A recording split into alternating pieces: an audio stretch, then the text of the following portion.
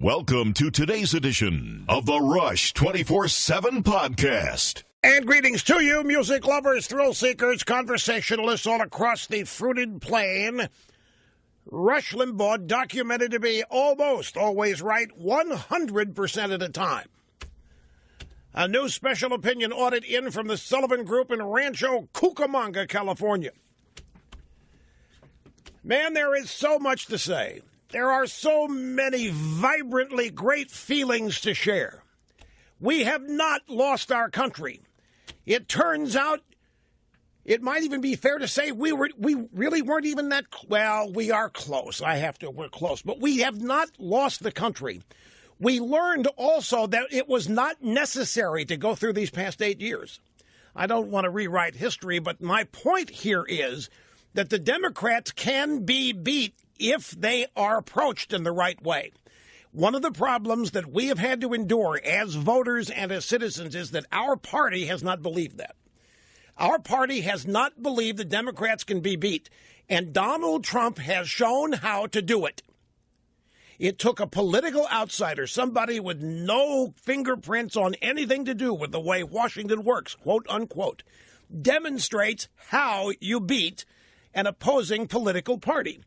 How many times I've shared this story with you? I've had Mitt Romney come to my studio. I've had Rand Paul come to my studio. I've had Republican presidential candidate after candidate come to this studio and talk to me about their campaign, their ideas, how they want to go about winning. And each one of them, I have not mentioned all the names. It's not important. They all believe it. They all told me, we can't win, Rush, with Republican votes alone. We can't win with Republican. And I look, what do you mean we can't win with Republican? We have got to be able to cross the aisle, and we have got to be able to engage in group politics. No. I said, you guys are going about this the wrong way. All you need to do is approach the American people as citizens, as the American people. To hell with what group they're in. We're human beings. We all want the best for ourselves and for our country. Now, the opponents don't look at life that way. They do look at people as victims and members of groups. But we can beat them. I've always known we could beat them. And my point, folks, my purpose here, people have asked me, why are you still doing this? The 29 years. Beating the left has always been what this is about. In addition to whatever I must do in the realm of broadcasting in order to succeed, the substance and the content portion of this program has always been, whether it's been humor, whether it's been satire, whether it has been serious commentary, it has always been about beating the left. For 29 years, that's what this program has been about. And I have never understood, and I do not understand people on our side who do not believe that, who do not hope that, who do not also share that sentiment, and furthermore, who don't think it's possible. We have been validated. The things that we feel and think about our country, the direction it was going, we have been validated by virtue of what the American people did yesterday. Now, I have made notes throughout the night as I was watching the various cable networks and their coverage. And I've thought about how do I want to approach this day with you today, because really there's so much to say and there's so much to share. And so many observations that I want to make. And I thought, okay, well, maybe I could just do my stream of consciousness and share with you note by note as I made them. Or maybe try to come up with a more organized presentation of things. Or just react as things happen as the program is taking place today. And I figured that regardless of the approach that I take, I'm going to get it all said, regardless in what format I design it and present it. It's all going to be said. It may take 3 days or 3 hours here today and a couple hours tomorrow to get it all said, because there's a lot. There's a lot to react to. There are so many teachable moments that have occurred in this entire campaign. And there is so much uplifting and positive about what happened. There is so much that is beautiful and American and Americana that is still worth believing in and still worth promoting and still worth fighting for. And all of this was demonstrated last night. If we want, we can go through the motions and feeling schadenfreude. We can feel comfort in the misery of others. And by the way, they are everywhere. They're not just on the Democrat side. There's a lot of unhappy people on our side here for a whole host of reasons. There have so many people were wrong. So many experts so wrong about everything they said. So many people were right at the same time. And I do want to try to unpack all of it. And we have some audio sound bites that are going to help me in terms of bouncing off things that others have said. We're going to get your phone calls in on this. I know you're chomping at the bit. That telephone number is 800-282-2882. And if you want to send an email, we check those. It's lrushmo@eibnet.us. I see the stock market's up about 170. I thought that last night we went to bed, they said it was going to plunge 900 on the opening, and Dow futures were down 900. There are some interesting things to ponder. All these people that donated gazillions of dollars to Hillary's foundation and Bill's foundation, buying policy, whatever they thought they were getting by donating to Hillary, what do they do now? Do they want their money back? What are they going to get for it? You realize the angst that there must be. You can see it. You can feel it. The angst, the shock, the disappointment over the entire Democrat Party, the entire left wing, and even some on our side.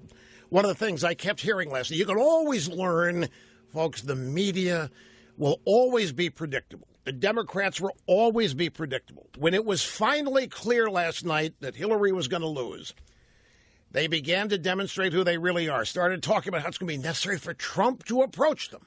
Trump's going to have to reach out to them. Trump's going to have to be inclusive. Trump's going to have to do this. Trump doesn't have to do anything. He probably will. Trump is the winner. Trump won. If Trump wanted to, he could play this the way Obama did. I won. Whatever you want to do. Well, you just got to stop listening to that Rush Limbaugh guy. That's not how things get done in Washington. That's what Obama said 2 weeks into his administration to a bunch of Republican leaders. And then everybody started saying, now, this is not an ideological election. You can always count when the left loses, it's not because of their ideology. And they came through last night. This is not an ideological election. This has nothing. This is an up and down election. This is not left and right. This is people up, people down. This is economics. Wrong, folks. It is always ideological. Big government was told to take a hike last night, just like big government was told to take a hike in the Brexit vote. Last night, yesterday, was a total repudiation of big government. It was a total repudiation of the Obama presidency and every aspect of it.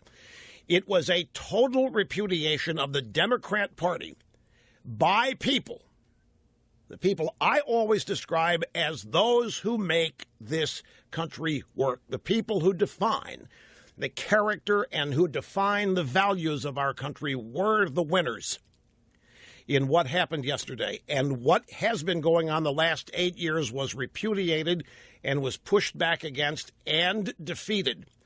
It's important to point out, listening to Paul Ryan today, it was the new Paul Ryan. He went out and spoke before Hillary did. I've never seen Paul Ryan this enthusiastic. I've never seen Paul Ryan this optimistic. He was genuinely optimistic. He was enthused, and he seemed surprised at the same time. Donald Trump heard a voice out in this country that no one else heard. A lot of people heard it. A lot of people are that voice. People didn't have to hear it. We have been shouting it. People who missed the voice didn't think it was there. It's not that they didn't hear it. It's that they didn't think it was there. If there is a lesson for the GOP, this victory has been there all along. You could have had this victory in 2008. We could have had this victory in 2012. But it's obvious and apparent now that many in the Republican Party never thought this was possible. And they really didn't think it was possible with Donald Trump. They really were prepared to be embarrassed and humiliated, losing the House, losing the Senate, and yet look what happens. We hold both, so now we have the House, and now we have the Senate, and now we have the White House, and now we have no excuses. there aren't any excuses anymore. The Republican Party has been given the full reins of this government and this country. And there is a mandate behind it. There's nothing mysterious about this. There's nothing to unpack. There's nothing to try to understand. There's nothing confusing about it. It is dead, straight, simple what the American people voted yesterday and last night. And it is a full repudiation of Obamacare. It's a full repudiation of Obama economics. It's a full repudiation of our culture and the way the Democrats go about dealing with people. Hillary did it in her concessions. By the way, a lot of people are saying it was the best speech Hillary ever has given. And maybe it was because of the circumstances. I liked it myself because of the circumstances. In fact, at one point, she reached out, and to all you little girls, I was saying to myself, stay away from Carlos Danger. But she didn't say that. But I wouldn't have been surprised if she had said that. But she was still addressing everybody in her group there. And by the way, that was the largest crowd she's ever drawn in this campaign for her concession speech. Again, the circumstances. But rattling off all these groups, LGBT, women, one-armed amputees south of Houston in New York, groups, victims. The way they see the country is not the way this country is. This is not a nation of victims. It is not a nation of people who are discriminated against and denied opportunity, but that's what they see when they look out and see America. Did you hear what Van Jones said? I have a question. I'm sure this question is going to be controversial as it can be, but I'm going to ask it anyway. Van Jones at CNN, we even have the audio soundbite. Let me find this. I didn't know it. Number 8, listen to Van Jones. He is the resident communist. Well, one of many resident communists at CNN. He was in the first Obama administration until he was shamed out of it. And he was on their special coverage last night talking about Trump being on the way to winning. This is what he said. This was a white lash. This was a white lash against a changing country. It was a white lash against a black president in part. And that's the part where the pain comes. And Donald Trump has a responsibility tonight to come out and reassure people that he is going to be the president of all the people who he insulted and offended and brushed aside. So you see how this works. Trump has got to bend fences. Trump has to approach us. Trump has to come to us, the offended, the aggrieved, the disadvantaged. Trump has to approach us. Donald Trump has just schooled everybody on how you win. It is everybody else should be approaching Donald Trump. But here's my question, folks. Van Jones of CNN says that this is a white lash. What is he complaining about? He's complaining that white people voted their interests. To Van Jones and to a lot on the left in the Democrat Party, white people voting their interests, dangerous and not legitimate. That fact alone, as far as Van Jones is concerned, and probably many others on the left, disqualifies Trump's victory in their minds. And it's what scares the heck out of them to boot.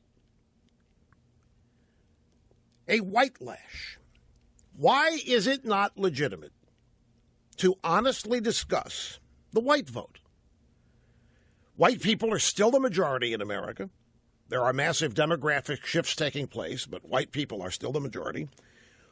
Somebody needs to tell me why it's wrong for white people to vote their interests, when it's not wrong for African Americans to unify and monolithically vote their interests. Women monolithically vote their interests. Muslims monolithically vote their interests. Gays and lesbians monolithically vote their interests. Feminists unify, vote their interests monolithically. That's how the Democrat Party wins. All of these different constituency groups think, act, and vote alike. And when they do it, they call it progress. They call it overcoming. They call it other things that I frankly find despicable. But when white people do it, it's not permitted. When white people do it, it's not good.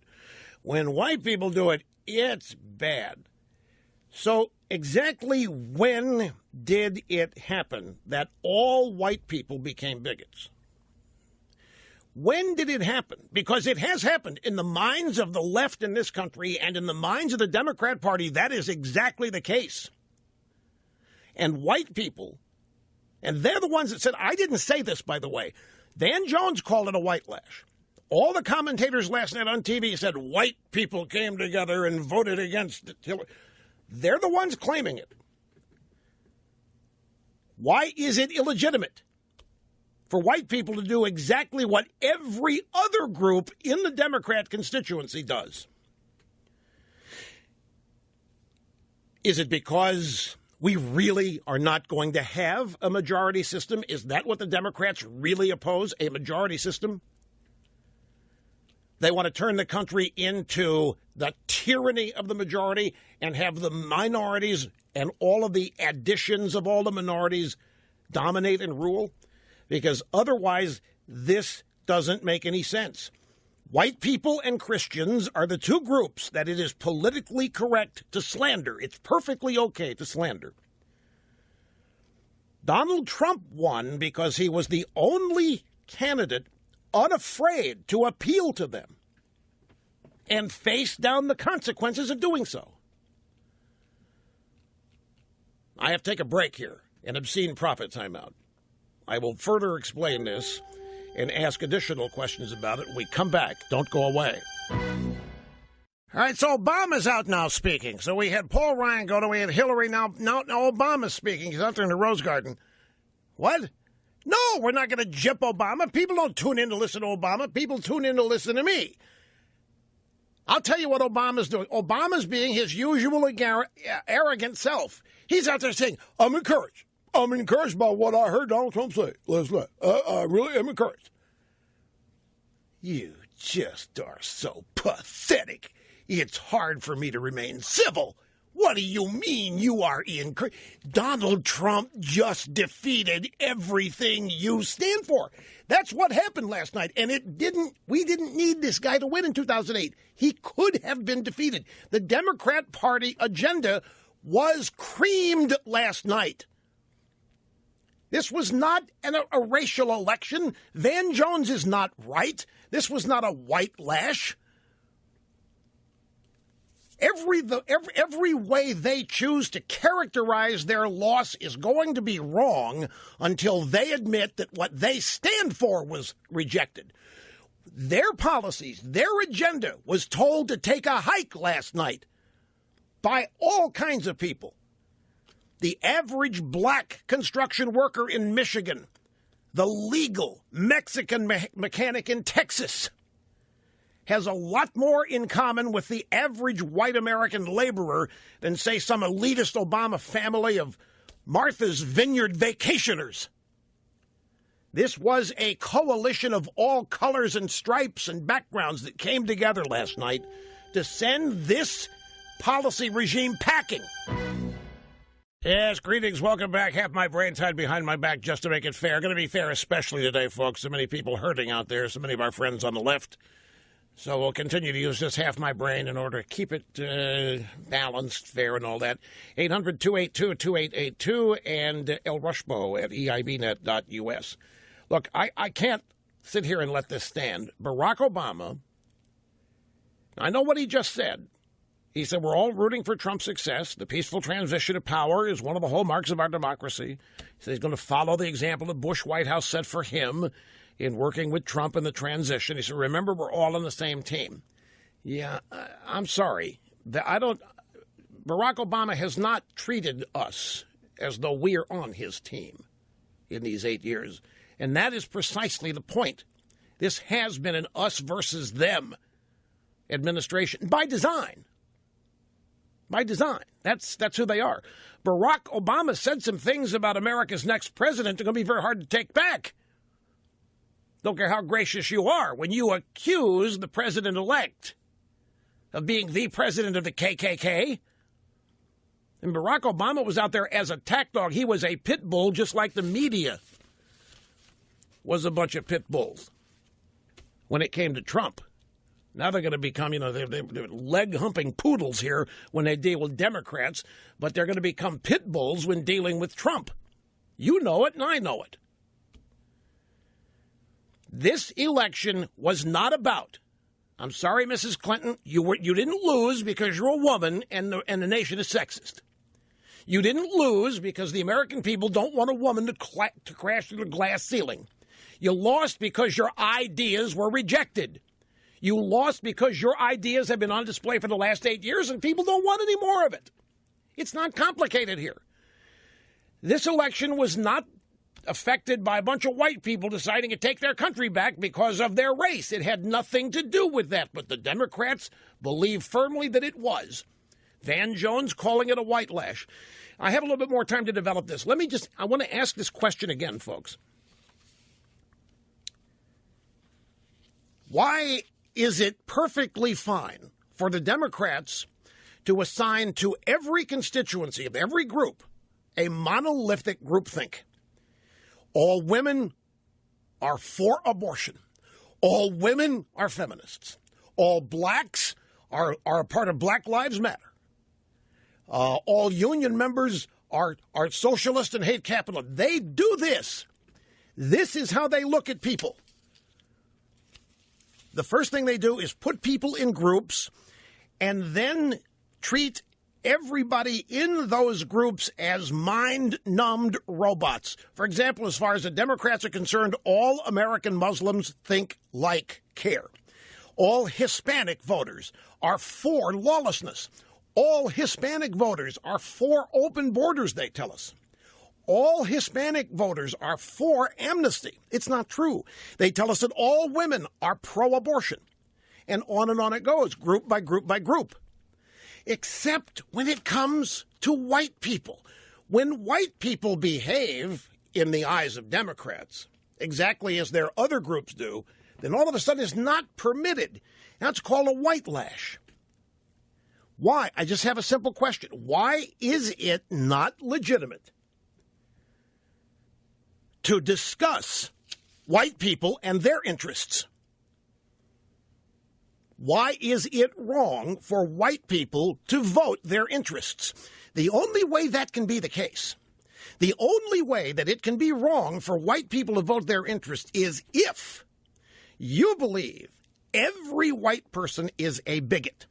If you believe that every white person is a racist, and I am here to tell you that that is the message the Democrat Party and the American left attempt to convey as they run around and continue to do everything they can to tar and feather and impugn and diminish every majority group in this country for the express purposes of tearing it down. But this election had nothing to do with white people wanting their country back on racial concerns. This election had nothing to do with white people being mad at other people who are not white and simply showing up to express their anger and outrage and try to take away power from people who are not white. It had nothing to do with this. This election was about the direction of the country. 70% of the people in this country told the pollsters, who refused to listen. The pollsters refused to see the crowds. The pollsters refused to assign legitimacy to anything having to do with Trump, including his voters. The pollsters have made the biggest mess of their business in the history of their business. Every pollster except three, got this totally wrong because of their own close-mindedness, because of their own bigotry. The people voting for Donald Trump have been there since July of last year. What they think has been out there since July of last year.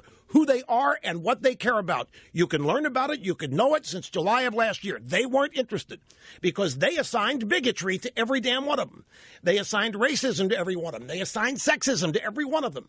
And they disqualified every Trump supporter on that basis and said there's no way these people can win. There's not that many of them, and we don't have to pay them any attention, and we don't have to show them any respect. And you see what happens.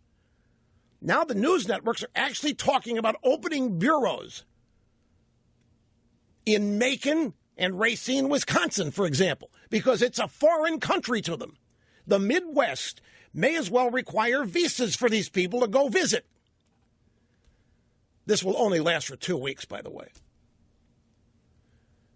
Every time the left loses, they'll go through 2 weeks of apparent introspection where they will admit they're out of touch and admit they missed things. And after 2 weeks, it's all over, and they go back to their arrogant supremacy and superiority act and start impugning and criticizing and ripping to shreds everybody and everything that's not them.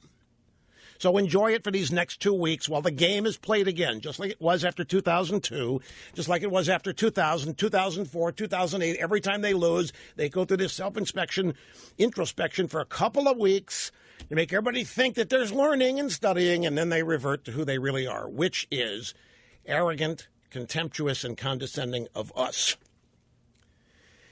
Never more visible in the coverage last night.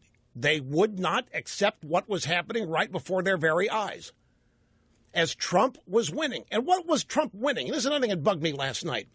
First, we go through the day, and all we've got is exit polls. And they started treating the exit polls as gospel again because that's what they do. That's all they know.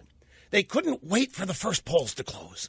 Yes, they were counting down until 7 o'clock for the first polls to close. Well, what happens at 7 o'clock? The votes start being counted. There's nothing to learn at 7 o'clock in the states where polls close, unless you want to go by the exit polls and consider them gospel, which that's all they've got. That's what they do. Well, the vote is done. By the time polls close, a vote is done. There's nothing that can happen to change it unless there's fraud. So all you have to do is wait for the count. But they treat it as though it's still in progress and still malleable and still fluid and can still change. No, we're just counting. There's nothing more that can happen after the polls close in a state. You might be able to count the early votes if they haven't counted yet, maybe count the absentees, but a state's vote is done when they close the polls, and it is what it is. You just have to wait. And what goes on between the polls closing and the state announcing the results is nothing except counting. And yet that process of counting, they keep telling, look at Trump is gaining ground. Trump's not gaining ground on anything until it's over. Hillary's not losing ground until it's over. I know they got a TV show to do. They got to keep people watching. They got to keep people glued. So they make it look like it's a football game where you score here, another team comes back and scores. That's not how this happens. After you vote, it's over. They count, they report, and that's it. Unless there's cheating, of course. So in the midst of all that's when we get this analysis of what's really going on. And we learn as they start getting closer to the realization that Trump's going to win this, then they start showing their true colors. Well, Trump's going to reach across the aisle. Trump's going to have to make amends. Trump is going to have to send us an olive branch. Poor Juan Williams. Last night was painful to watch on Fox News. I'll explain in greater detail as the program continues to unfold here. But it is crystal clear what happened. And one of the problems we have, ladies and gentlemen, is that not enough people have the ability to see what really happened, just leave it at that, or the desire to, or the talent to. I don't know what it is, but what happened last night is not hard to translate. The Democrat Party was told to go take a hike. The agenda of Barack Obama was told to go take a hike. It was specific. People voted against what is happening in the country. They don't like the direction the country is going. The crowds at Trump's rally were real.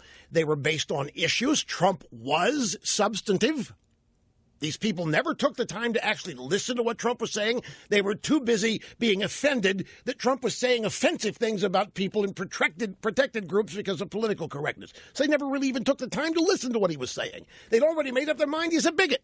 They already made up his mind he's gauche and boorish and embarrassing, and it never bothered them an iota that they never really knew what he was saying and standing for. And that's why they're shocked. Last night and today. They can't understand it. They can't understand why this country would vote for such a reprehensible scum human being. That's not how Trump's voters see him at all. They see Trump as the embodiment of what they believe. And what they believe is this country should not ever be in decline. This country should not ever look past in its future to its past and say, those were the good old days. America's best day is tomorrow and next week and next month. That's what everybody living in this country wants it to be, and they don't want to be led by people who don't see the country that way. They don't want to be led by people who see the country as populated by a bunch of incapable, incompetent, sad sack victims. This has always been a nation of doers. This is a nation of people who can and want to do. They don't want to sit around and be among the 94 million not working. They do not want to have to view their government as Santa Claus. It was clear as a bell what happened last night. Big government, this was an ideological outcome last night, much as the left and the drive-bys would try to tell you it wasn't. Oh, yeah, it's an up or down election, Mr. Limbaugh. It wasn't left or right. There was nothing left or right. We're so far past ideology. No, we're not beyond ideology at all because the left is purely and totally ideological. All they are is a bunch of community organizing left-wing rabble-rousers. There's no up or down about them. There is nothing but far left and further left. And so far left, they're out of sight. They are pure 100% leftists, and the purpose for this program has been to defeat them for 29 years. And somewhere along the lines, the Republican Party stopped being interested in that. Here comes Donald Trump. Whether he knew he was defeating the left or not, I don't care. He was standing up against what has been happening. He was standing up against liberalism. He was standing up against the apparently unstoppable encroachment of the left on this country. And whatever his instincts are, he knew and knows it's not good. It's leaving people behind.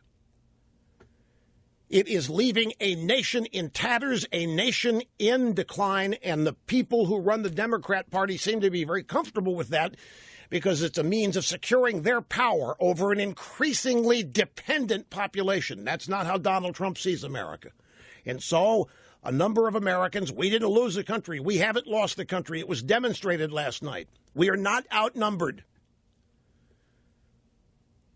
What happened last night was a beautiful thing. Liberalism, big government, whatever you want to call it, was told to take a hike.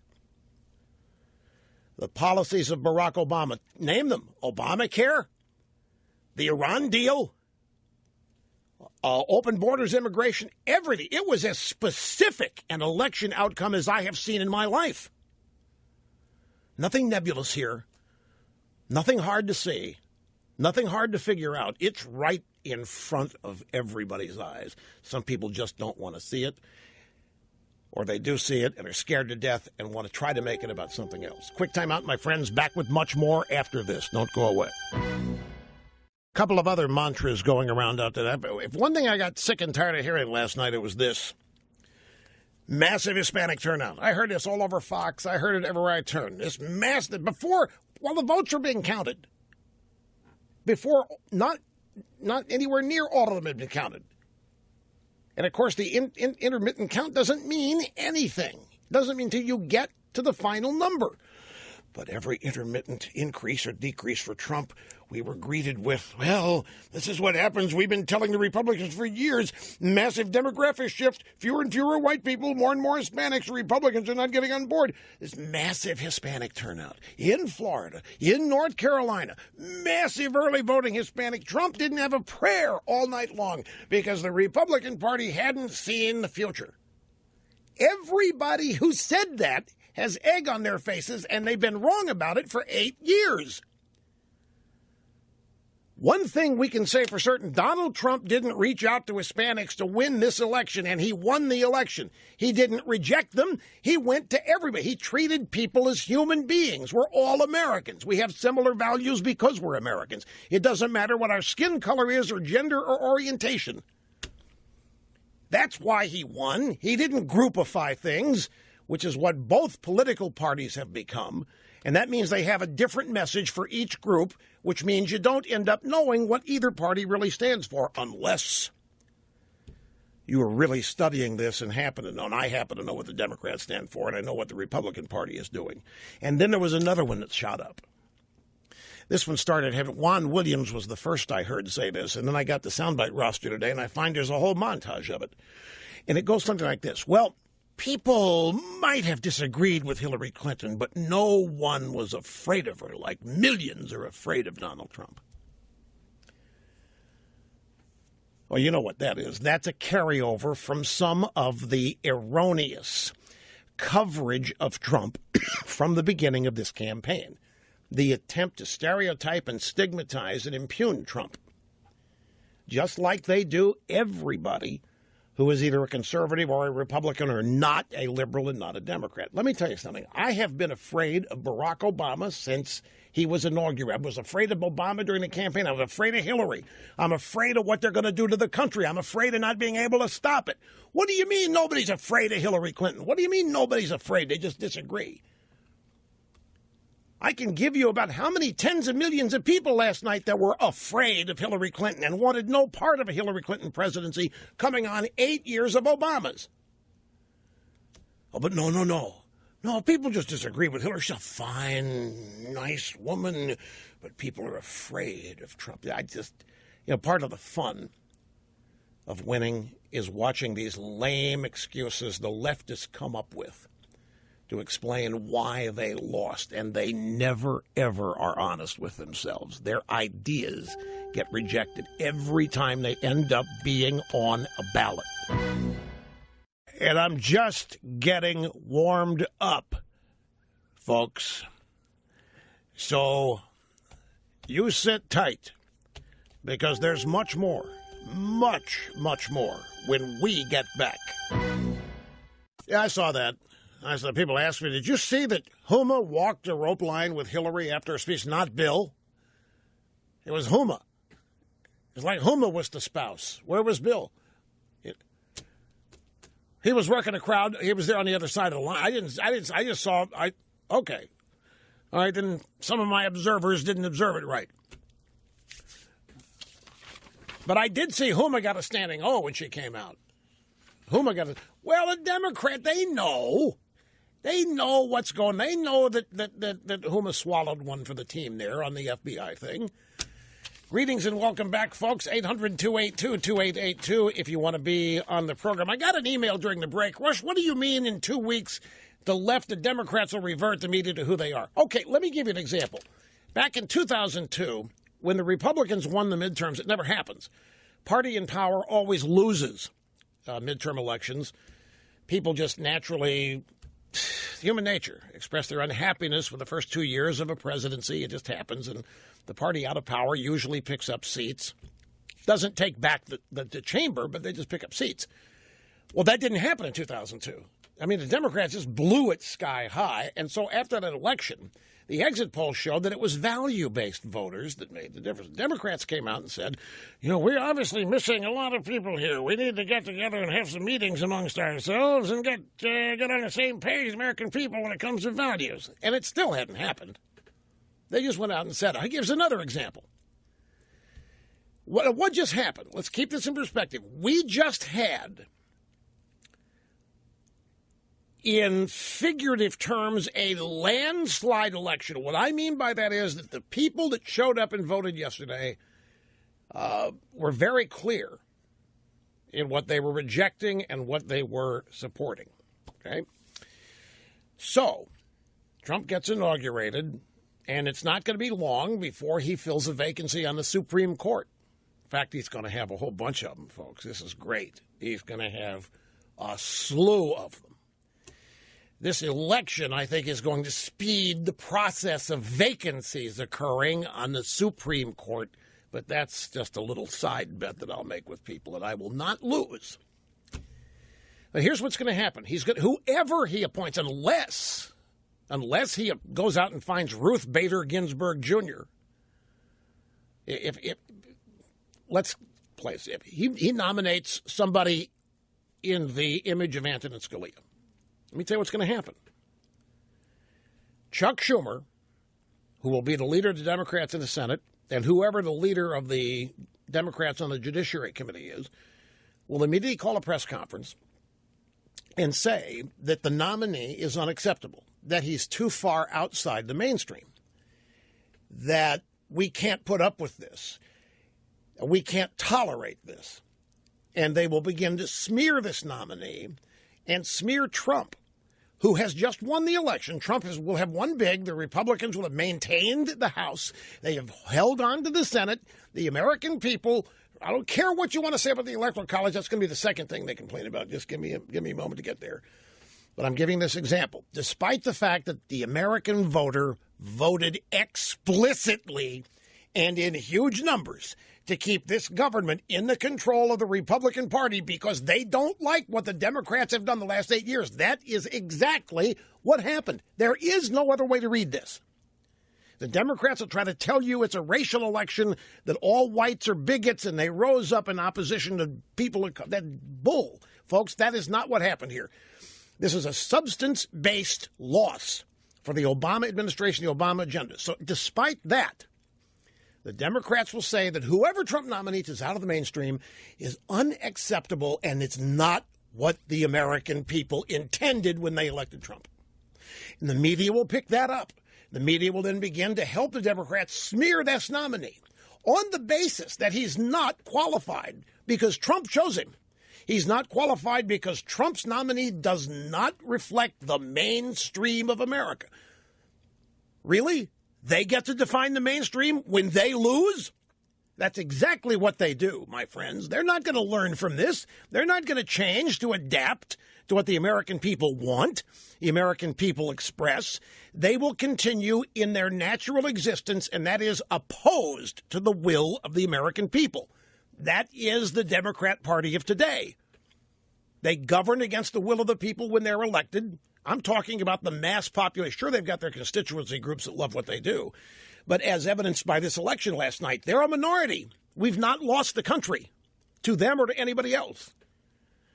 So you can look for that and other things like it. You've got cabinet appointments, legislation that Trump proposes. You're going to hear Democrats react to it as though this is not what you voted for. Yeah, you'll have voted Trump and you'll have voted all these Republicans. And then when the Republicans and Trump start doing what you elected them to do, the Democrats will run out and say, that's not what you elected them to do. You elected them to continue what the Democrats would have done. And that's the position that they will take on a nominee or on a piece of legislation. Well, what Obamacare? What was your question about Obamacare?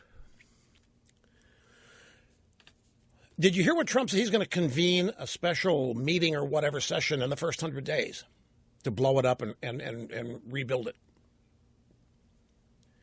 What will the Democrats do? They will say that's not what this election was about, that this is the greatest. And Obama's going to be right in there, too. You think Obama's going to hang around and watch all this happen and not say anything? Don't forget what I told you about the reason Obama's going to stay in Washington in his post-presidency. I predicted it to you. I'm making a bunch of predictions today. They're going to come true. Just mark them.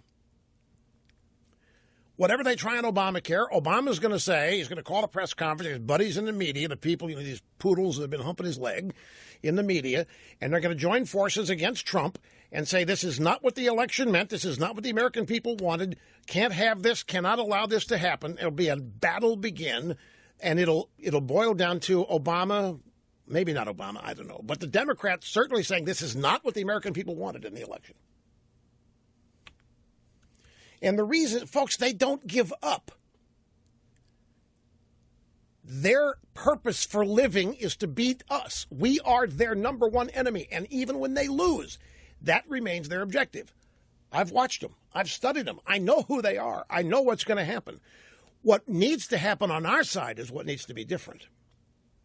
We need to stop kowtowing to it. We need to look them in the face and laugh, say, the corner of the room is over there. You guys lost. Learn it, love it, live it, and leave us alone. We're in the process of fixing the mess you made.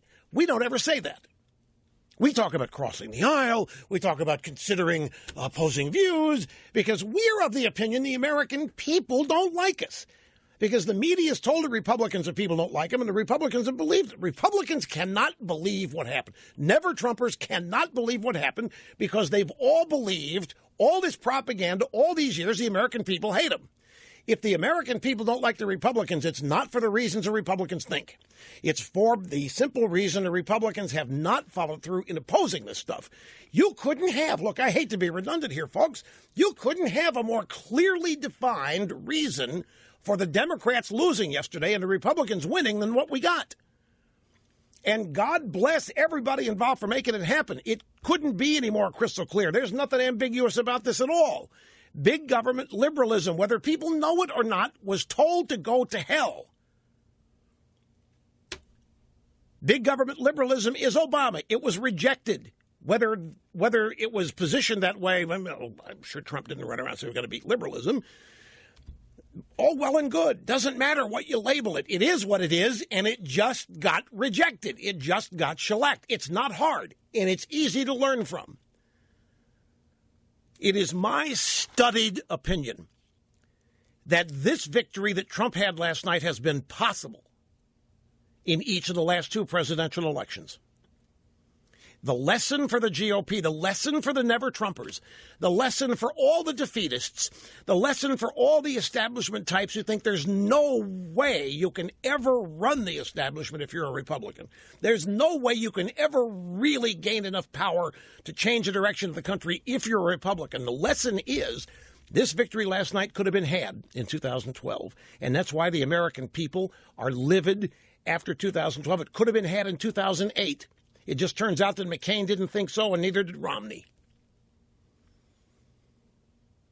And neither did very many others in the Republican Party. And that's why we're out here sitting so frustrated, because we know it could be defeated. We know they could have been sent packing. We know Obama could have been defeated. On substance, if somebody would have just been honest with the voters about who he was and what he was going to do, because it was knowable.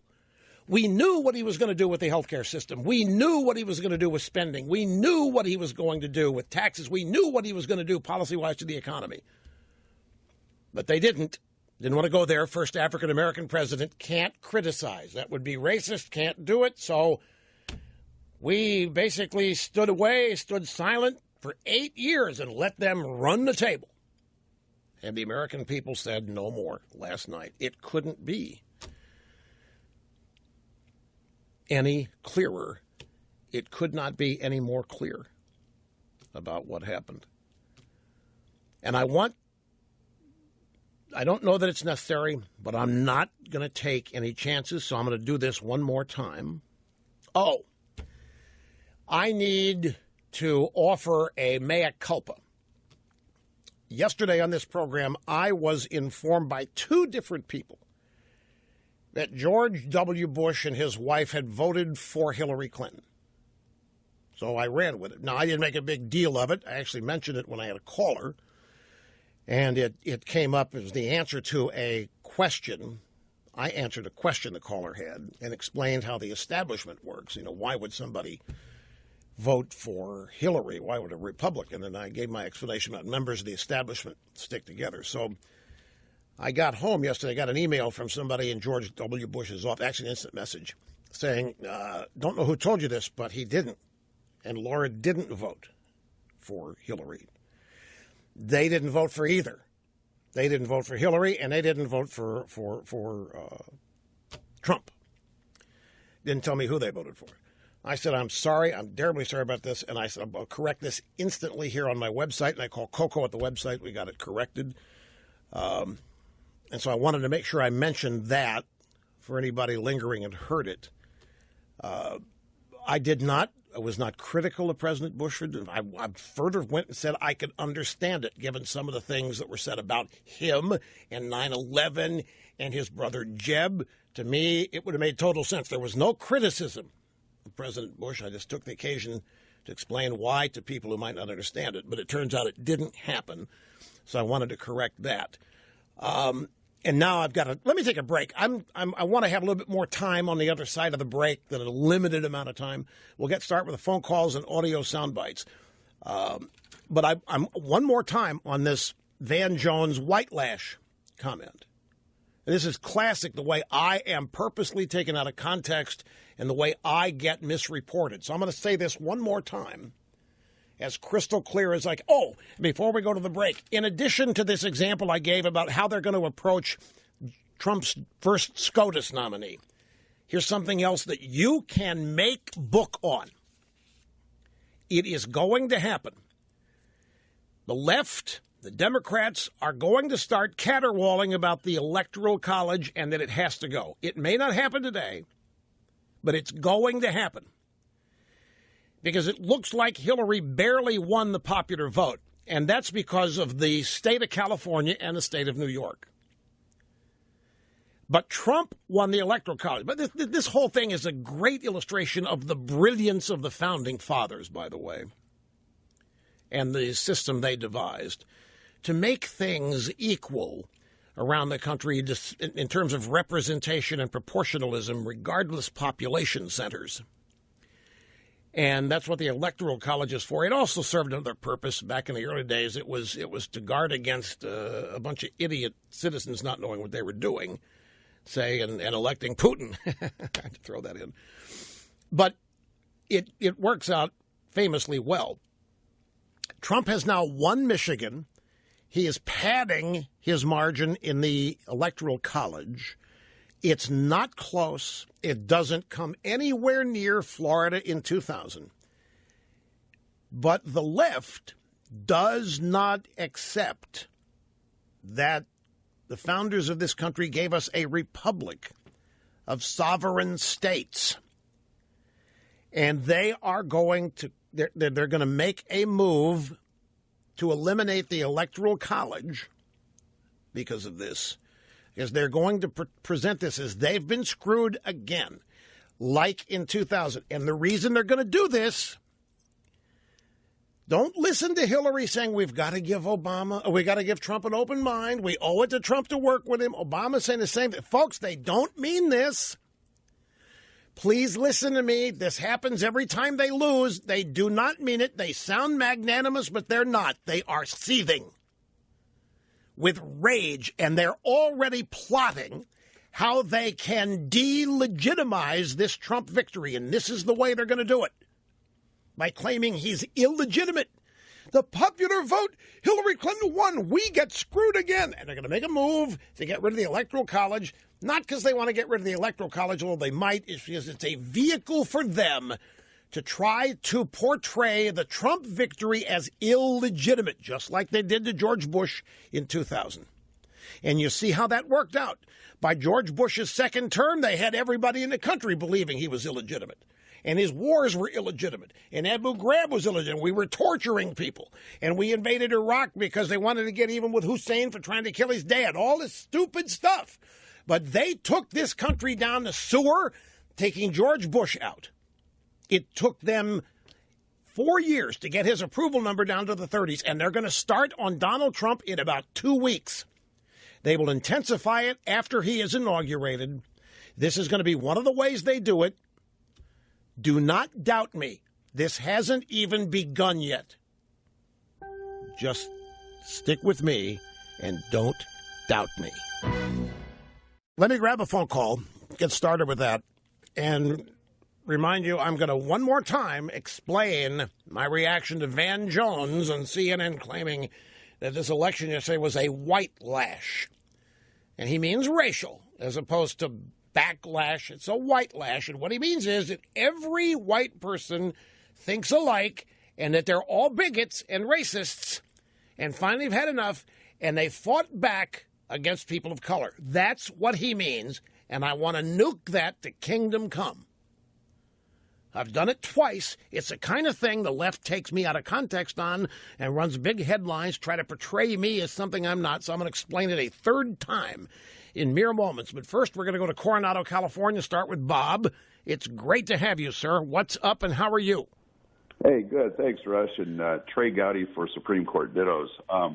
Hey, you really have a unique next-level thinking ability, and combined with your sense of humor, I mean, it's a real gift. And I wanted to ask you a question because I'd like to see how you would maybe turn this around on the Never Trumpers. You know, we're getting ready to throw the final shovels of dirt on the Never-Trumpers' grave. Their goal was 100% to stop Trump and make Hillary the next president. But my question for you is, after all they did, what George Will and Romney and W and all the Never-Trumpers, is it possible that they, in fact, helped fuel the Trump movement? And should Donald Trump actually thank them, because perhaps his win wasn't possible without the boost that they look, you may be right with the first thing you said. I think the Never-Trumpers may indeed have helped fuel and keep energized Trump support. I think that kind of motivation is frequent and it very likely wouldn't be the sole reason they were motivated. I think the things they really care about, they really care about. And Trump, they were not going to let anything happen to Trump, because Trump was the way to advance what they want. They didn't care what Trump says. They don't care what anything Trump did in his past. It wasn't about Trump. It was about saving this country for their kids and their future, and they weren't going to let anybody take Trump out the way Republicans are taken out. And if the Never-Trumpers joined the chorus of people trying to take Trump out, I'm sure they probably got even more energized and more committed to Trump. But in terms of what was the other thing you said? Should Trump reach out to them? Did you say? Well, no, I'm in a way, should he poke him in the eye on the way out of the door and basically thank them? No, let me tell you, there's an analogy here. There's an analogy here, although it's not quite perfect, but 1980 is a bit of analogy. The Republican establishment did not like Ronald Reagan. They were disgusted by Reagan because they didn't like conservatives, and they thought Reagan was a dunce and didn't know what he was doing and was risky. But they all wanted to shine in his light once he was inaugurated. Now I'm going to thank you and hang up, but the story continues on the other based on things I saw last night, so don't go away.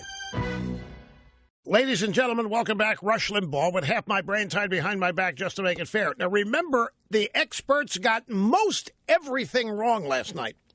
Sticking with the question from the caller, Bob in Coronado, California. In 1980, Ronald Reagan was told after he won that he's got to make overtures to the Rockefeller Republicans. That was the 1980s version of the establishment. And Reagan, for the most part, said, nah, why you guys tried to beat me. Why should I go out of my way? And then he did.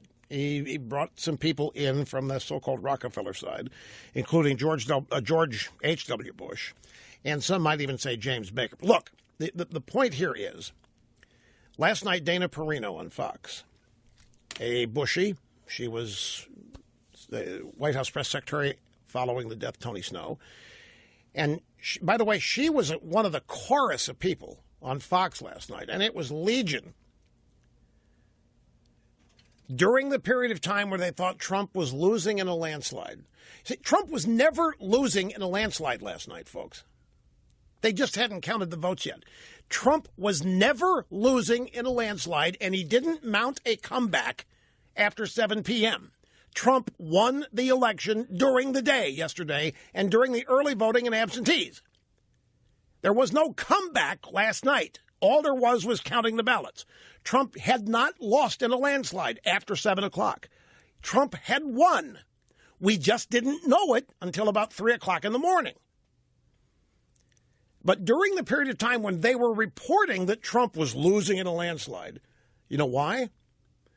It was these establishment Republican types who have been telling us for minimum 4 years and maybe 8 that we can't win without the Hispanic vote. Well, we did, didn't we? We blew that to smithereens, didn't we? Trump got a little bit better of the Hispanic vote than Romney did, but not significantly. This is not a criticism of Hispanics. Please don't misunderstand me here, folks. This is not complicated. You had people in the Republican establishment and the Democrat side who were dead wrong about what we have to do to win the presidency. And one of the many things that they said we had to do was reach out to Hispanics, and what they meant by that was stand for amnesty. We had to become open borders. We had to grant citizenship to the illegal aliens in the country. If we didn't do that, we were never, ever going to win. And last night during the coverage, when they were reporting that Trump was losing in a landslide, when he never was losing in a landslide, they kept citing that as the reason. They'd go to Florida, they'd go to North Carolina, they'd go to other states where they said they had all kinds of data on all the brand new Hispanic voters, massive Hispanic turnout in the early vote and the absentees, and it was the reason Trump was losing in a landslide. Trump was never losing in a landslide. And therefore, the reason they gave, Hispanics, was never real. And this is the kind of stuff that passes for learned analysis and news. None of that was real. In fact, the prognostications they have been making about we can't win unless we do this, and by the way, there's things besides get the Hispanic vote, that's just been the biggie for 8 years. Can't win without the Hispanic vote. As I mentioned at the top of the program, I've had candidate after candidate come to me, see me in this office and tell me, Rush, we don't have votes anymore. We can't win with Republican votes alone. We just can't do it. We have to reach out, Democrats and their issues. And it's just been frustrating as it can be to sit here and listen to them say this. Because what I've been listening to is people tell me how they can't win. Their party can't win. They want to lead a party that they, in their own minds, doesn't think can win. And I said, what in the name of Sam Hill is this? So this vaunted need for the Hispanic, but look, I'm not opposed. Don't misunderstand. If Hispanics wanted to turn around and support us in droves, that would be wonderful. That's not the point. The point is the experts telling us we were going to lose were wrong again, and they were wrong about why. The pollsters got everything wrong.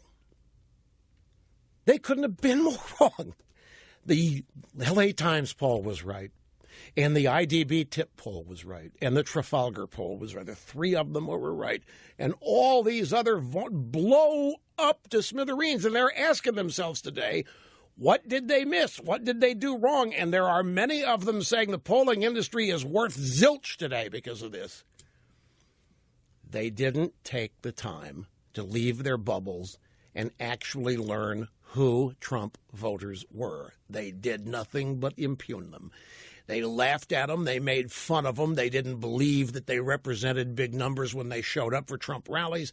They had their bigoted prejudice in mind about people that would vote for Trump, and they just constantly forgot them and cast them aside. Mm-hmm. Well, I'll explain that. Snerdley's asking about Nate Silver stuff. As a computer program that was changing with input data. With data, Nate Silver was not sitting there with his slide rule and calculus. They've got an algorithm, and as election returns come in, mixed with polling data, it would automatically change what his projected percentages were. New York Times had the same thing. That's excellent point. By the way, you can look at the New York Times projection page last night and their graph, and you can look at 7 o'clock. Hillary was a 94% chance to win. Based on what? At 7 o'clock, nobody knew anything because no votes had been counted. That's why it said Trump with a major comeback. There was no comeback. He won. I'm sorry to get so frustrated by this, but this is just common sense. So all these computer programs rating somebody's percentage chance to win, how do you go at 7 o'clock with Hillary an 80 or 85% chance, to midnight, Trump 97% chance, and have any credibility? You realize how worthless your website or projection was at 7 o'clock with Hillary and an 85% chance? Based on what? They hadn't even counted any votes. It was all exit polls and other interviews then.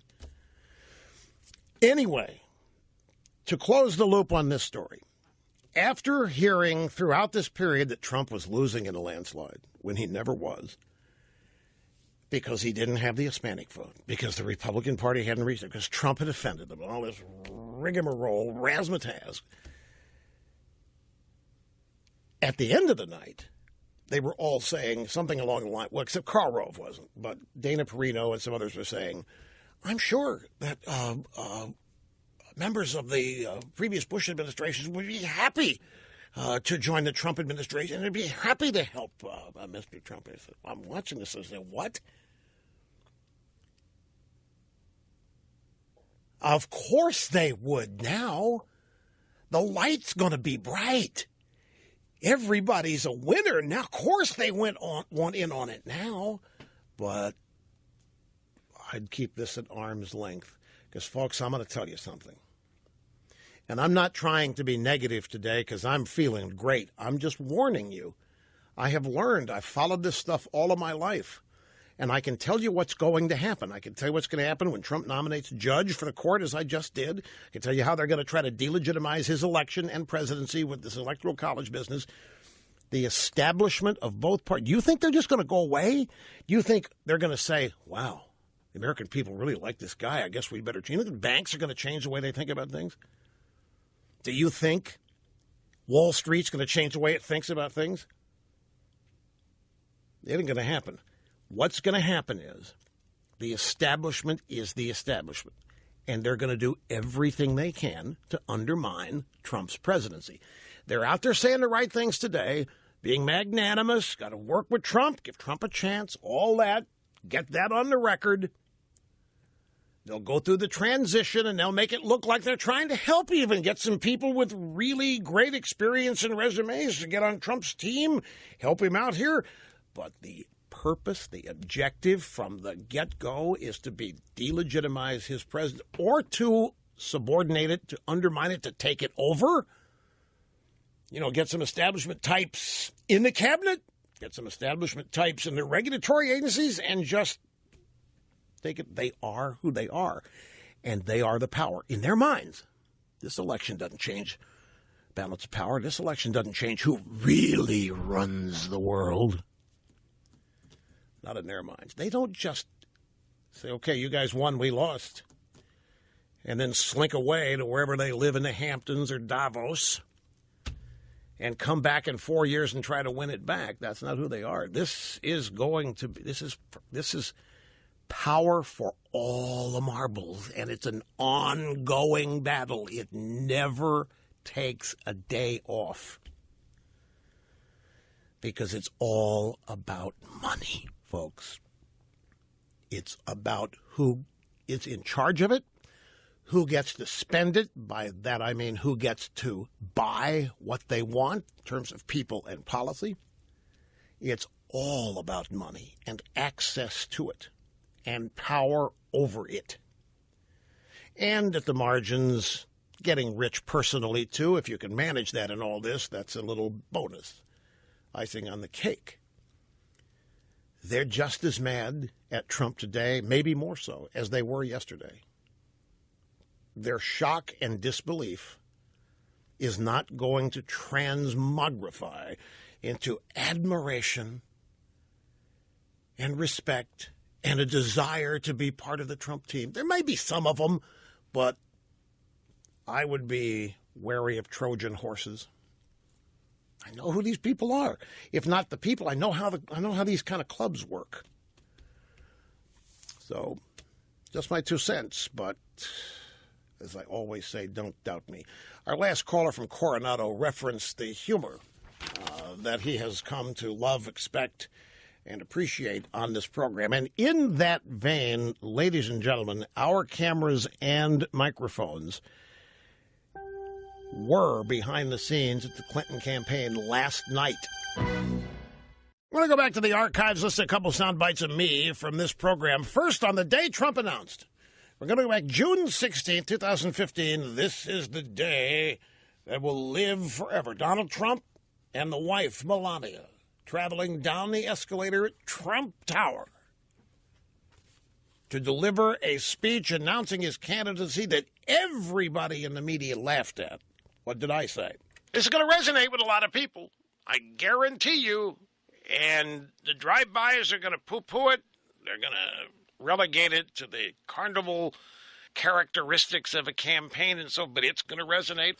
Right, and it did. And now May 4th of this year. And I must say, for those of you new to the program, I spent much time in the campaign explaining to people who didn't understand it why Trump had such support. I explained the people who supported Trump. I explained the reasons those people supported Trump. I defined why that connection was so deep and solid. I pointed out to anybody who would listen how they were not going to be able to talk people out of supporting Trump, that they were not going to be able to use the techniques of usual in politics, coming up with dirt about somebody's past and blabbing it out over the media and causing him to resign. That's not going to happen. The only person that can damage Trump is Trump, I said. I gave detailed explanations of the performer's ego that Trump has, how he established a connection for all the braggadocio, that there was at least 30 seconds in every appearance where Donald Trump told his supporters he loved them, and he was honored by them, and he appreciated them, and they heard him. They knew he was genuine. They knew he was being honest with them, and they were loyal in return. And I practically lost my voice telling people during all this period of time I'm being reamed for betraying conservatism.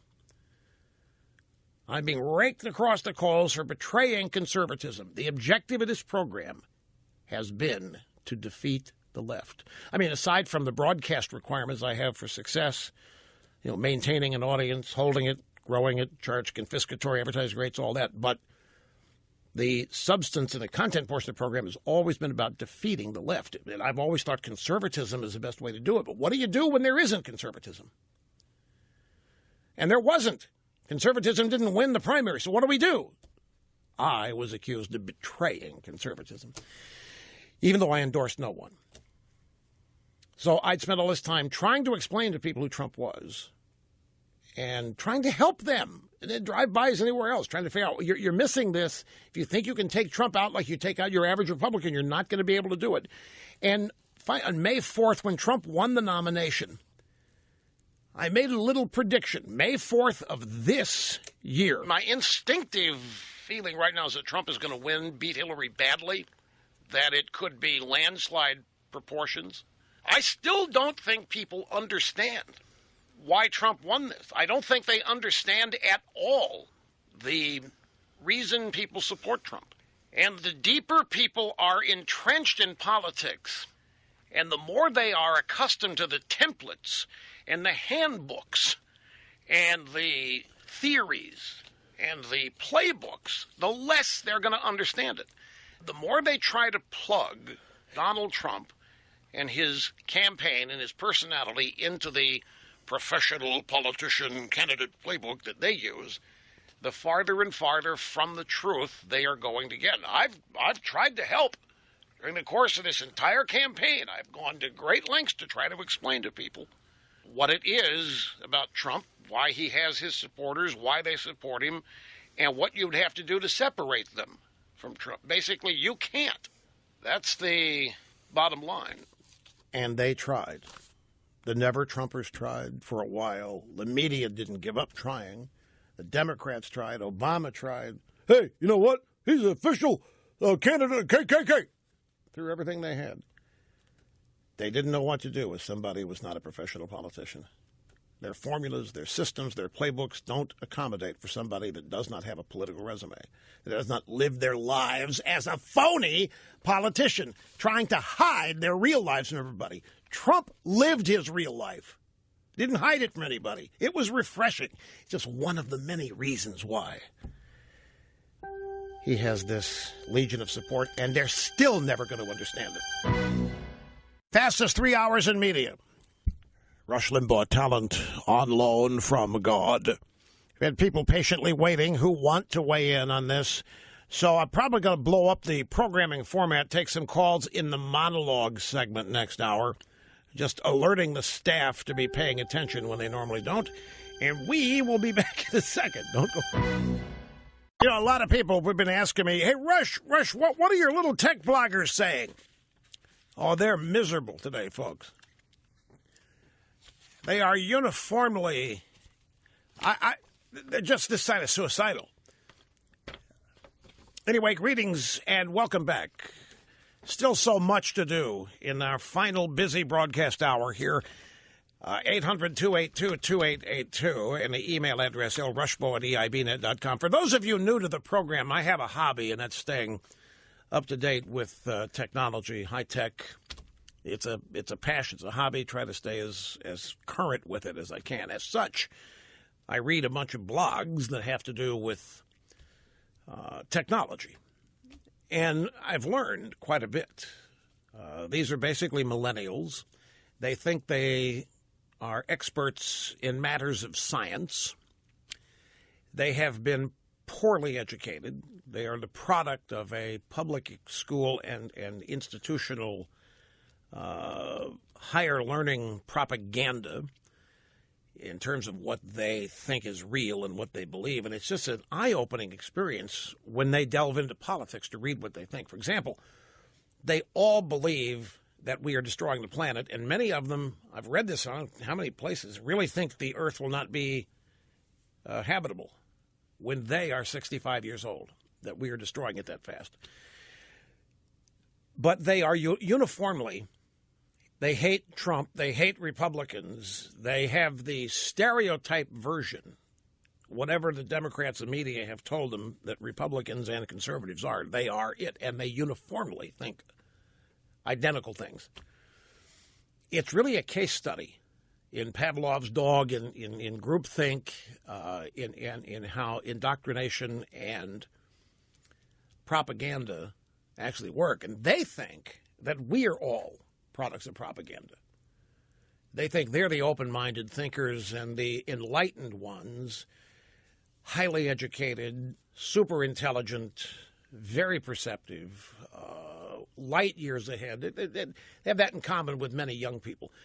But I just picked one story here to give you an example. They're beside themselves. They thought Trump was a buffoon. They thought everybody else thought Trump was a buffoon.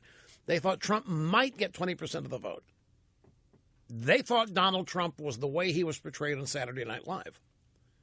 If they wanted to get a dose of Trump, they watched YouTube videos of Saturday Night Live and Alec Baldwin portraying Trump. Likewise, they thought Hillary Clinton, smartest person in the world, smartest woman in the world, eminently qualified. But the thing is, 95% of Silicon Valley think the same way, from the executives on down to the employees. So I just randomly grabbed a story just to illustrate, and it's from Gizmodo. Gizmodo happens to be the so-called science and tech side of Gawker, which has been creamed by Hulk Hogan, if you recall. And this story was posted this morning, and the headline, "Don't Give Up on the Planet." Now, your kids, if you have millennial kids or younger, I'm sure your kids believe a lot of this, despite what you think. They've learned at school and at kindergarten watching Captain Planet cartoons when they were kids. They have bought hook, line, and sinker the idea that oil single-handedly will destroy the atmosphere and the climate, and that they are going to die. And they believe it's scientifically proven when it isn't, and that it's infallible. And it's really kind of frustrating and humorous at the same time, because there is no data. The only thing that supports the entire premise of climate change is computer models that predict things 30 and 40 and 50 years into the future. They never predict them for 2 weeks from now, because we'd be alive to know they're wrong. So they make these predictions for decades in the future, where nobody's going to be around to know if they were right or wrong. We'll all be dead by the time their predictions come true or not. Welcome to the future, this piece begins. A future that me and many Americans who put their faith in science have been staring at in bewilderment, denial, and abject terror for the better part of a year. Donald J. Trump, a climate denier, is the 45th president of the United States. As such, he poses a unique, unprecedented threat to our shared global environment and nascent international ambition to transition off fossil fuels.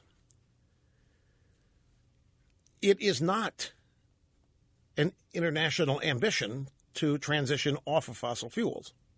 There's nothing to replace fossil fuels. Oh, it might be an ambition, but it's not realistic. The implications of this election for the future of our fragile biosphere cannot be overstated. But I'm not here to tell you the world has ended, just to open any mainstream news outlet or social media channel if you'd like to slather yourself in apocalyptic rhetoric today. I'm here to tell you that now more than ever we need to put our noses to the grindstone and fight for a better, safer, cleaner future. And then start with the good news, and then they go to the good news. Then they get to the bad news, and they talk about how we need to put all of our faith in the United Nations, and we need a carbon tax, and we need to start spending and taxing on the American people to prevent them from following their impulses. We need more people not driving. We need more electric cars. We need people. It even goes so far as to recommend the kind of meat that people should eat or stop eating, if I can find that passage. What can you do? You can eat less meat and dairy, especially factory-farmed beef. When you do eat meat and dairy, you can support sustainable, local food systems.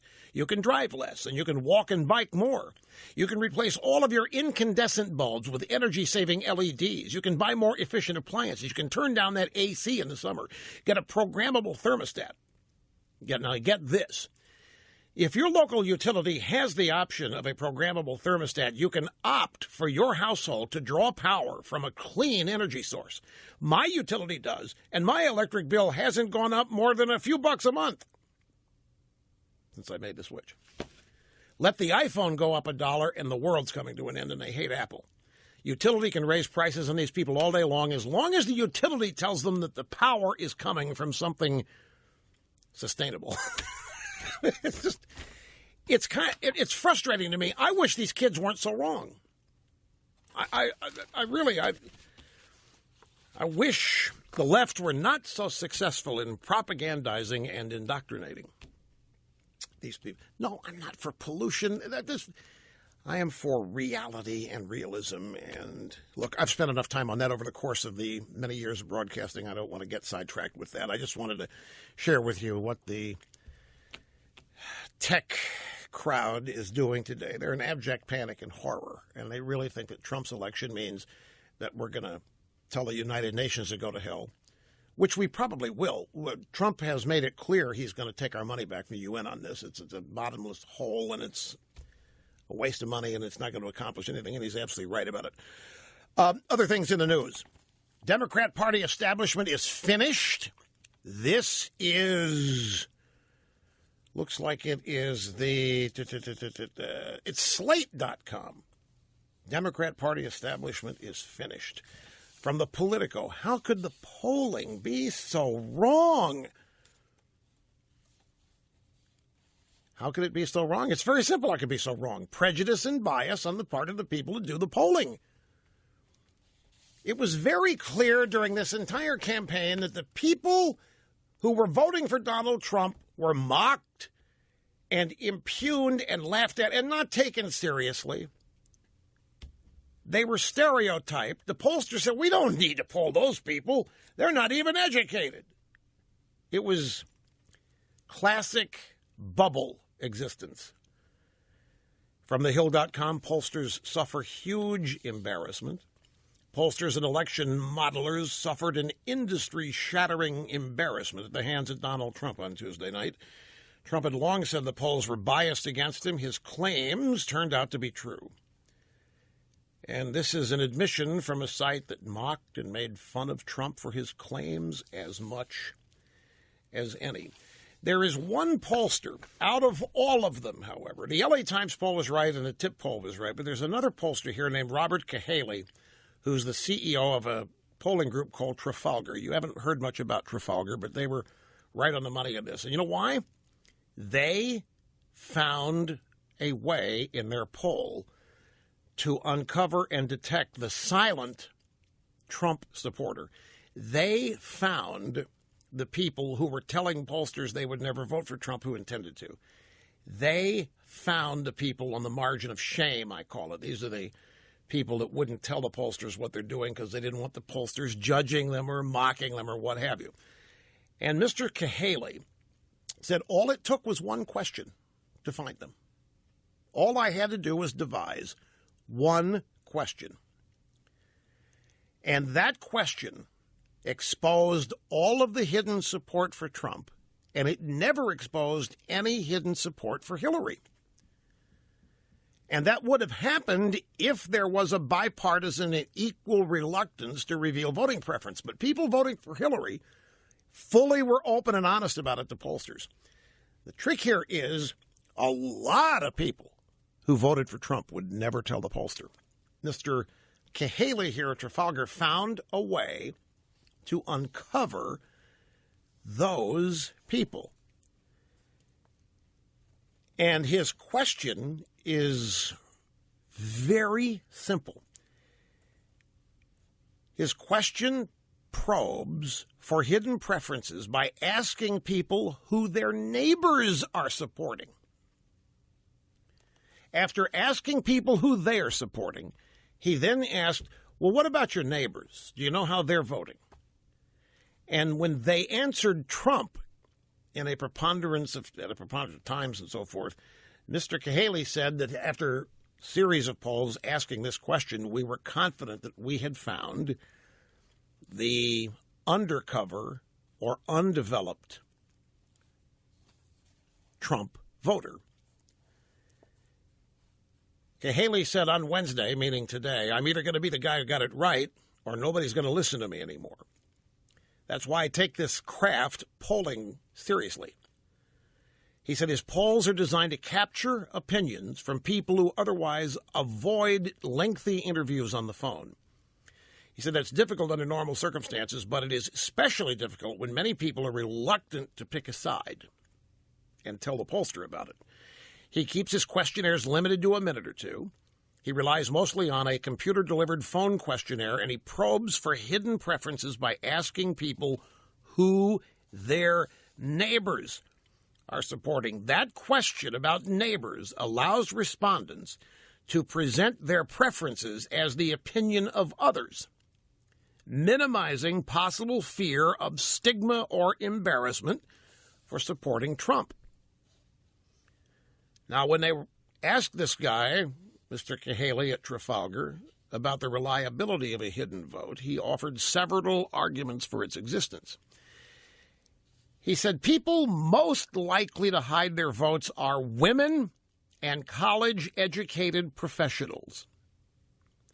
Whenever he asks the neighbors question, the answers consistently show a hidden vote for Trump worth 3 to 9 points. You might say it's a trick question. This guy called Pennsylvania, he called Michigan, he called a number of states correctly.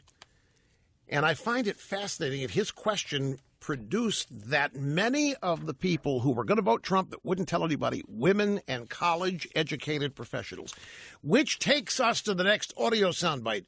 We have a smart people montage here. Drive-bys, experts, Republican establishment elites, all saying Trump would never win, predicting a Hillary landslide.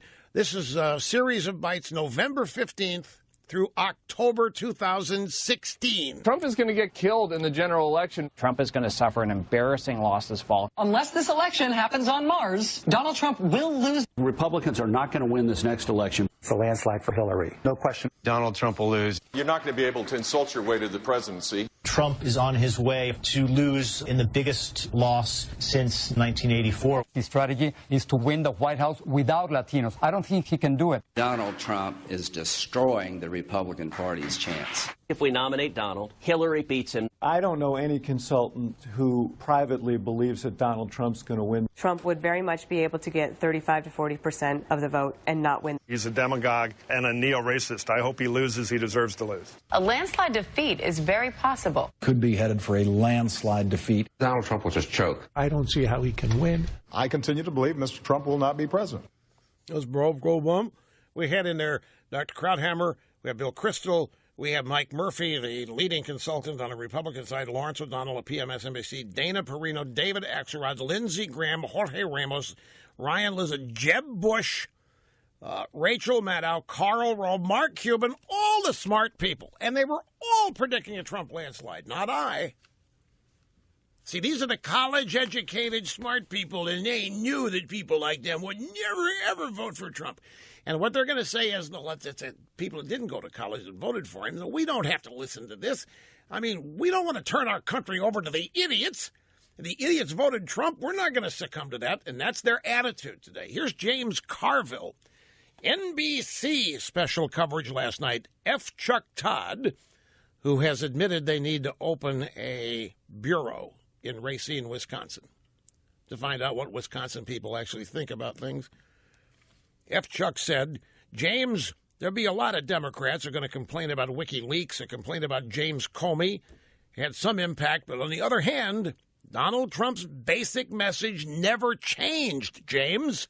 You got to realize the Democratic Party has the least amount of power that you can imagine in this democracy. The Republicans have like 30 state legislators, governors. We're going to lose the federal courts, the Senate, the House, the presidency.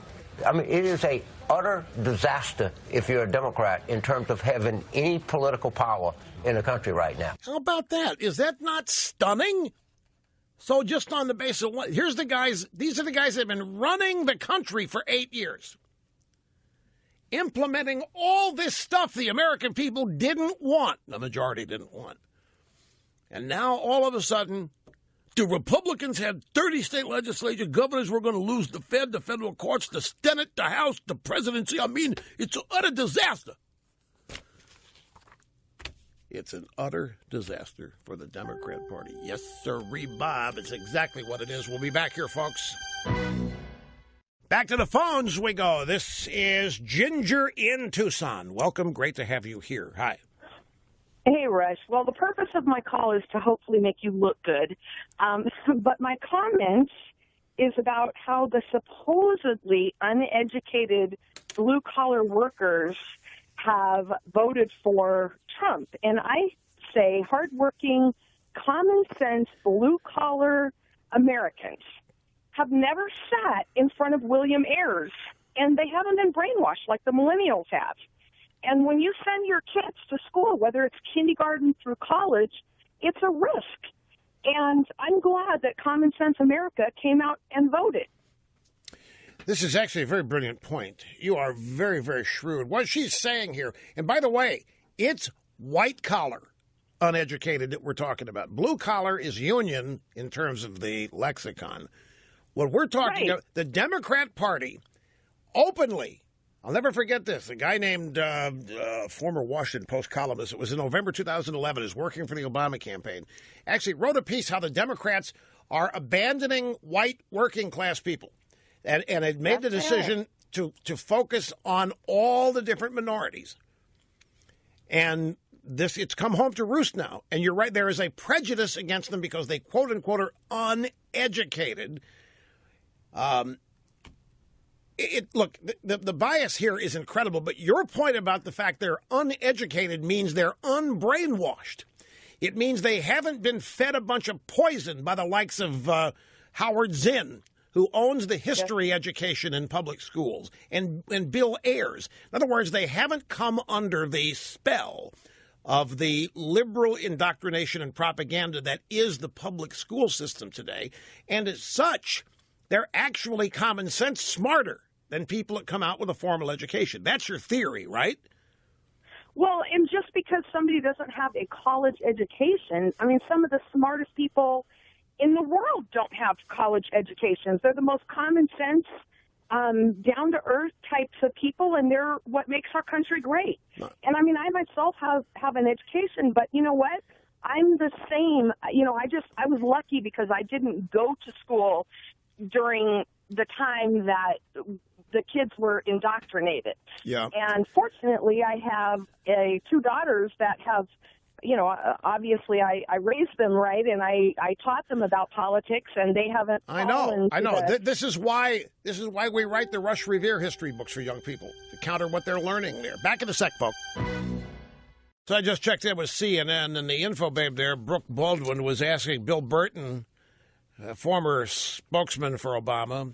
By the way, this guy was on Fox last night, too, during this period of time where Trump was coming back. About 7 o'clock, Trump was losing in a landslide. About 9 o'clock, Trump was making a move. That's how they presented it. It's all BS. And they asked us, there's nothing. Trump's not going anywhere. Doesn't have a chance. In Virginia, a chance. He's not going to go anywhere. This is, it's all in the guy. I'm not worried. We're not nervous. So today he's on there. Of course, they just got shellacked, and she says, "Is there anything, Bill? Is there anything? Is there anything Obama can do to protect the things he's done from Trump when Trump gets in there and in the House?" I'm watching this, so they're worried. All these great things Obama's done, Trump's going to go in there and just rip it all out. And Bill Burton said, sorry, no, Trump will have the keys. He can do what he wants. Because here's the thing you leftists are going to have to live with. You stood there and you stood silent when Obama was ignoring the Constitution and doing all of this garbage via executive order. And you applauded that use of power by the president. It's going to be very difficult for you guys to start piping up and whining and moaning about a president using powers he doesn't have, when all Trump is probably going to do is grab that. Nope, that's not legal. Nope, that's not. Rip that out. Nope, can't do that. And Burton said there's very little the president can do. He knows that this stuff's not etched in stone is the point. That's why Obama wanted Hillary in there, to leave his stuff in there. But stuff that's not enacted via legislation, it's up for grabs. They know this. And that's why when Trump starts this, you're going to see Obama pipe up, folks. Mark my words on all of this. You're going to marvel. When all this stuff starts happening, you're going to remember that I warned you. And predicted. And the reason I'm warning you is so that you can help join the effort to stop this when it happens. I'm not just informing you so that you know it. We want to be able to put this stuff to good work. The Mexican government probably figuring out how they can make it look like they're not paying for the wall when they are. That's what I think the Mexican government doing. The Mexican government probably asking just how worth it to us was to have Jorge Ramos out there. Carlos Slim saying, what good does it do me to own part of the New York Times? Anyway, how many of you were up lately? How late were you up, Snurdly? You didn't go to bed. I vowed to stay up until they called it. And I knew, do you know Fox was among the latest to call it? None of the networks had, but AP had called Pennsylvania an hour before the networks did. So they didn't want to repeat of Florida, 2000, where they had to withdraw a call. So I vowed to stay up. Here's Jim, Morgantown, West Virginia. Glad you waited, sir. How are you doing? Yes. How are you, Russ? Dittos from the Mountain State. We understand the power of centralized government up here via the EPA. Let me get to my point. Donald Trump didn't beat Hillary Clinton last night. Donald Trump beat the media. What I'm saying to you is he beat political correctness. He beat the thought police. He beat this idea that Trump was something he wasn't, that he's a racist, he's a bigot, he's a xenophobe. Trump smashed through all that stuff last night and proved the media is wrong. Well, there's a lot there. You're right about some. Makes me want to make another observation. To again share with you just how bewildered and angry and frustrated anti-Trump people and forces are today. In the realm of traditional party politics, one of the fastest ways the Democrats have found to get rid of a Republican political opponent is to find some evidence of oddball behavior or curious speech in the person's past that targets them as sexist or a racist or whatever, and it's easy. They have been able to get rid of any number of Republican opponents simply alleging things, like making up the fact that Mitt Romney hadn't paid taxes in 10 years, making up the fact that Mitt Romney hated dogs because he put his own dog on a roof of a station wagon when the family left on vacation, or worse things than that. And it's become accepted in establishment politics that Republicans can be ruined and dispatched with simply an allegation. You don't even have to have the evidence. And it's a go-to technique the Democrats have perfected in coordination with their brethren at the drive-by media. Now, let's just put Donald Trump into this. Let's plug him in. And something I maintained from the beginning that was going to backfire on these people, that they ignored me again. They tried to treat Trump as your standard, ordinary, everyday, lifetime Republican politician, when Trump was a lifetime nothing politician. He had never been in it.